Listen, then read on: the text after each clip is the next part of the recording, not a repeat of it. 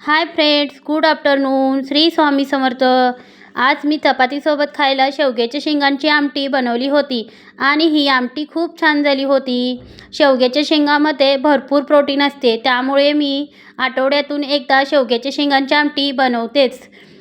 मी शेवग्याच्या शेंगा घेतल्या होत्या आणि त्या चिरून कट करून बाजूला ठेवल्या होत्या. त्यानंतर मी आमटी बनवायला तुरीची डाळ घेतली होती आणि गॅसवर गरम पाणी करायला ठेवले होते.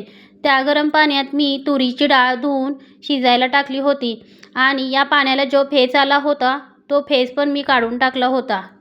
या पाण्यामध्ये मी थोडेसे तेल पण टाकले होते. त्यानंतर मी त्यामध्ये थोडीशी हळद पण टाकली होती. हळद टाकल्यानंतर त्यामध्ये मी एक टॅमॅटो चिरून टाकला होता. या पाण्यामध्ये डाळ एकदम छान शिजवून घेतली होती. डाळ शिजल्यानंतरच मी त्यामध्ये कट करून ठेवलेल्या शेवग्याच्या शेंगा शिजायला टाकल्या होत्या.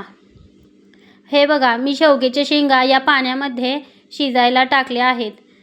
त्यानंतर शेवग्याच्या शेंगा शिजायला टाकतानाच मी यामध्ये मोठे मीठ टाकले होते, कारण जेव्हा शेवग्याच्या शेंगा शिजत असतात तेव्हाच आपण जर मीठ टाकले तर ते मीठ या शेवग्याच्या शेंगामध्ये छान मुरते आणि मग शेवग्याच्या शेंगा चवीला लागतात. ही डाळ आणि शेवग्याच्या शेंगा आधीच पाण्यामध्ये मी शिजवून घेतल्या होत्या. ही बघा, डाळ पण खूप छान शिजली आहे. तुम्ही डाळ मॅश पण करू शकता. ही बघा, शेंगा पण शिजल्या आहे या पाण्यात. डाळ आणि शेवग्याच्या शेंगा मी आधीच पाण्यामध्ये शिजवून घेतल्या आहे. आता मी फोडणीसाठी लसूण घेतला आहे आणि लसूण पण मी बारीक करून घेतला आहे आणि मी आता दुसऱ्या पातेल्यात फोडणी देण्यासाठी गॅसवर पातेले ठेवले आहे. त्यामध्ये मी फोडणीसाठी तेल टाकले आहे आणि त्या तेलामध्ये मी जिरे टाकले आहे, मोहरी पण टाकली आहे. जिरे आणि मोहरी टाकल्यानंतर त्यामध्ये मी बारीक केलेलं लसूण पण टाकलं आहे. लसूण टाकल्यानंतर त्यामध्ये मी थोडेसे खोबरे पण टाकणार आहे. खोबरे टाकल्यानंतर त्यामध्ये मी लाल तिखट चटणी टाकणार आहे. मी यामध्ये कोणताच मसाला टाकत नाही. आता मी यामध्ये थोडासा कढीपत्ता पण टाकणार आहे.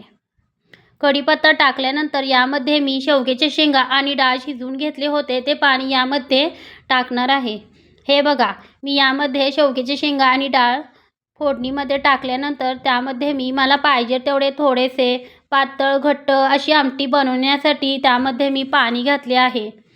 मी यामध्ये मीठ घालणार नाही, कारण मी शेवग्याच्या शेंगा शिजायला टाकल्या होत्या तेव्हाच मी यामध्ये मीठ टाकले होते.